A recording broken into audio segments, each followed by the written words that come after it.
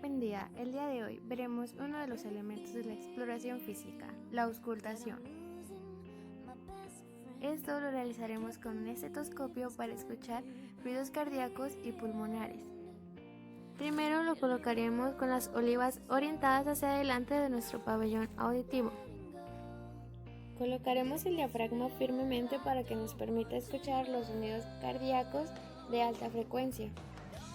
Empezaremos auscultando por el foco aórtico en el segundo espacio intercostal y hay que analizar el ritmo y la frecuencia cardíaca, así como la identificación del primer sonido que representa el cierre de válvulas vitral y circúspide y el segundo sonido que representará el cierre de válvulas aórticas y pulmonar. Luego nos pasaremos al segundo espacio intercostal izquierdo y le pediremos al paciente que respire profundamente, ya que así podremos apreciar el desdoblamiento fisiológico del segundo sonido, y aquí es donde se identifica mejor. Y continuaremos hacia abajo por el borde external izquierdo hasta el tercer espacio intercostal. Después iremos al foco tricuspidio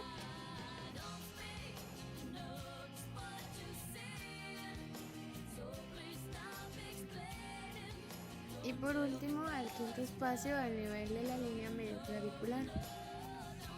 Y después voltearemos el estetoscopio para escuchar con la campana, que es más sensible a sonidos de baja frecuencia.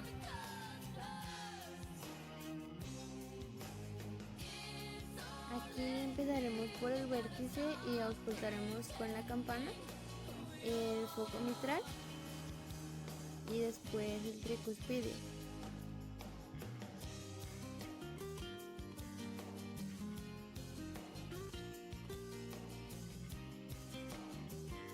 Después procederemos a auscultar los sonidos pulmonares. Estos se harán en bases, primero donde se localizan sonidos de baja frecuencia y ascendiendo por pares hasta donde se encuentren sonidos de mayor frecuencia. Aquí se encuentran marcados y siempre que escuchemos un lado tenemos que escuchar el otro.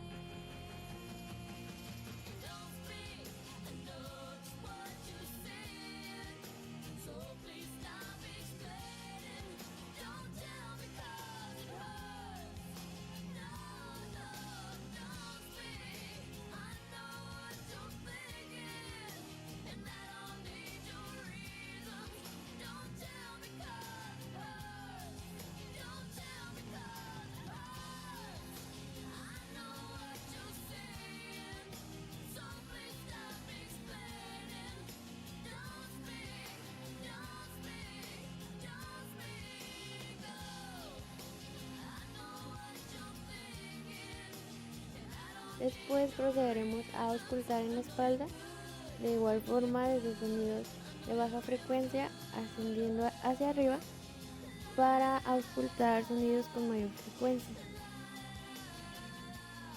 En esta parte tendremos que asegurarnos de que se escuchen ruidos respiratorios normales, como el denominado murmullo vesicular.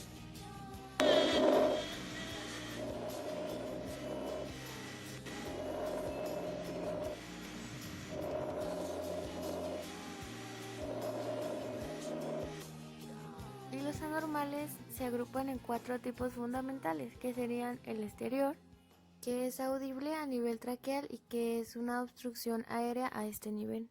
Y se escucharía algo así.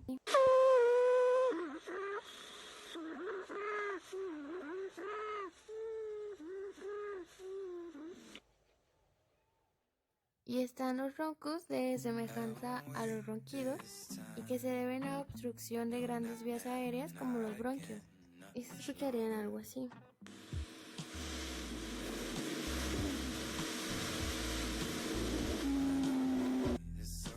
Las sibirancias, que son unos ruidos agudos y se deben a la obstrucción de pequeñas vías aéreas como los bronquiolos.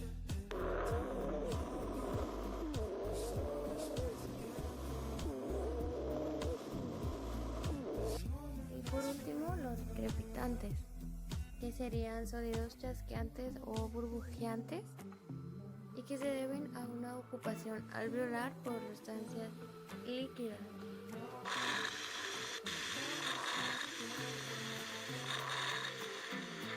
Y sonarían algo así. Y eso fue todo por el video de hoy. Muchas gracias por su atención.